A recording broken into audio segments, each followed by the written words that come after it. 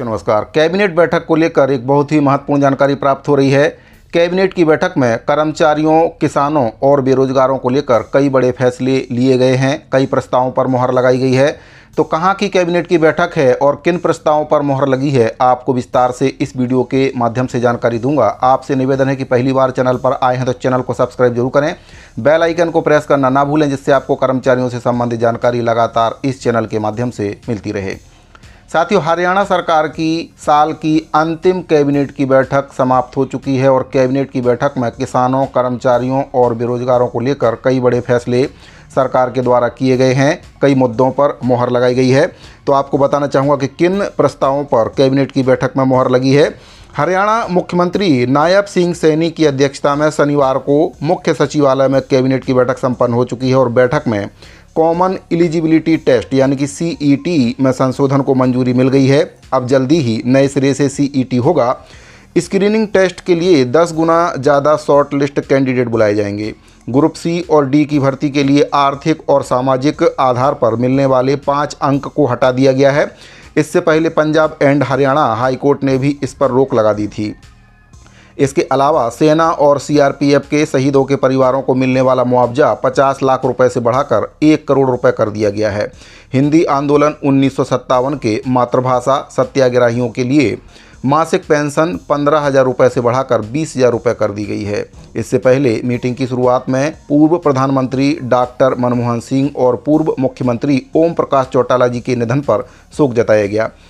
तो जिन एजेंडों पर मीटिंग में मंजूरी मिली है उसके बारे में भी आपको बताना चाहूँगा। इसमें फरीदाबाद के शहीद जय भगवान की पत्नी को 200 वर्ग गज का प्लाट दिया गया है।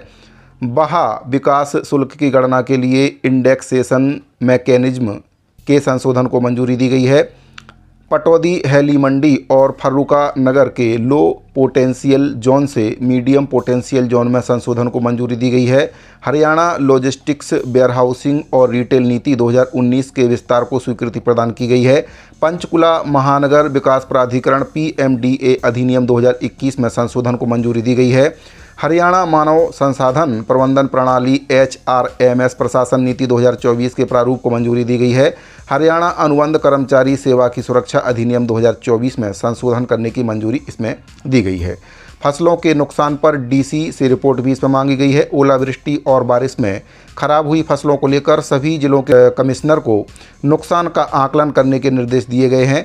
मुख्यमंत्री नायब सैनी ने कहा है कि फसलों को हुए नुकसान के संबंध में भी मंत्रिमंडल के सदस्यों ने चिंता व्यक्त की है। प्रारंभिक आकलन में तोसाम, बवानी, खेड़ा, लोहारू, फतेहाबाद, रानिया, भट्टूकला, नारनौद, हांसी, महेंद्रगढ़, कनीना, हथीन, बावल में बारिश और ओलावृष्टि से फसलों को नुकसान की संभावना है। सभी उपायुक्तों को इस संबंध में जल्द से जल्द रिपोर्ट प्रस्तुत करने के निर्देश दिए गए हैं। नुकसान के आकलन के लिए ई-क्षतिपूर्ति पोर्टल खोला जाएगा। वहीं पर ग्रुप A और B भर्ती के लिए आधार कार्ड अब जरूरी होगा। Haryana public service commission HPSC के द्वारा आयोजित ग्रुप A और B पदों के लिए परीक्षाओं में शामिल होने वाले उम्मीदवारों के लिए आधार कार्ड ऑथेंटिकेशन सेवाओं के उपयोग को मंजूरी दी गई है। HPSC पोर्टल पर इन पदों के लिए रजिस्ट्रेशन प्रक्रिया के दौरान ये अनिवार्य होगा। आधार ऑथेंटिकेशन के जरिए रजिस्ट्रेशन के दौरान धोखाधड़ी नहीं हो पाएगी। आधार ऑथेंटिकेशन कैंडिडेट्स की पहचान को वेरीफाई करने में मदद करता है, जिससे धोखाधड़ी वाले आवेदन और प्रतिरूपण की संभावना कम हो जाती है।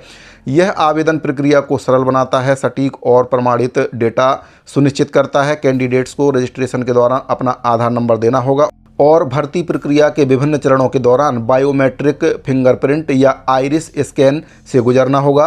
नाम, जन्मतिथि और पते जैसे डेटा को आधार डेटाबेस के साथ क्रॉस वेरीफाई किया जाएगा। डेथ कम रिटायरमेंट ग्रेजुटी बढ़ाई गई है। हरियाणा सरकार ने राज्य सरकार के न्यायिक अधिकारियों और अपने कर्मचारियों के लिए मृत्यु सह सेवानिवृत्ति ग्रेजुटी की अधिकतम सीमा 25% बढ़ाने का निर्णय लिया है। इसे 20 लाख रुपए से बढ़ाकर 25 लाख रुपए कर दिया गया है। यह वृद्धि 1 जनवरी 2024 से प्रभावी होगी। वहीं पर शहीदों के परिवार को 1 करोड़ रुपए का मुआवजा देने का जो ऐलान है वह कैबिनेट की बैठक में उस पर मुहर लगाई गई है। मुख्यमंत्री नायब सैनी ने 2024-25 के अपने बजट भाषण में शहीदों और उनके परिवारों के बलिदान को मान्यता देते हुए अनुग्रह राशि 50 लाख रुपए से बढ़ाकर 1 करोड़ रुपए करने की घोषणा की थी। इसे मंत्रिमंडल में अब मंजूरी दे दी गई है। हरियाणा से संबंधित केंद्रीय सशस्त्र बल कर्मियों, सेना, नौसेना और वायुसेना के शहीदों के परिवारों के सदस्यों, निकटतम रिश्तेदारों को, रक्षा अधिकारियों, गृह मंत्रालय के द्वारा युद्ध में मृत घोषित किए गए विभिन्न प्रकार की घटनाओं सहित अनुग्रह अनुदान दिया जाता है। तो इस राशि को अब हरियाणा सरकार ने बढ़ा दिया है। हरियाणा में सरकार ने 2 दिन बारिश और ओले गिरने से फसलों के नुकसान की रिपोर्ट भी मांगी है। सीएम नायब सिंह सैनी ने शनिवार को कैबिनेट बैठक के बाद कहा है कि सभी डिप्टी कमिश्नर को इस बारे में आदेश जारी कर दिए गए हैं। जिन किसानों का बीमा है उन्हें कंपनी से क्लेम दिलाया जाएगा और जिनका बीमा नहीं है उन्हें सरकार की तरफ से मुआवजा दिया जाएगा। तो साथियों, साल की अंतिम कैबिनेट की बैठक हरियाणा सरकार की खत्म हो चुकी है। हरियाणा की नायब सिंह सैनी सरकार के द्वारा कई महत्वपूर्ण मुद्दों पर मुहर लगाई गई है। किसानों, बेरोजगारों और जो कर्मचारी हैं उनको कई प्रकार की सौगात कैबिनेट की बैठक में दी गई है। प्रस्तावों पर मंजूरी लग गई है। तो साथियों, अगर आपको ये जानकारी अच्छी लगी हो तो अपने अन्य साथियों को भी शेयर करें। इस वीडियो फिलहाल इतना ही, मिलते हैं अगली वीडियो में। अभी के लिए दीजिए इजाज़त। धन्यवाद।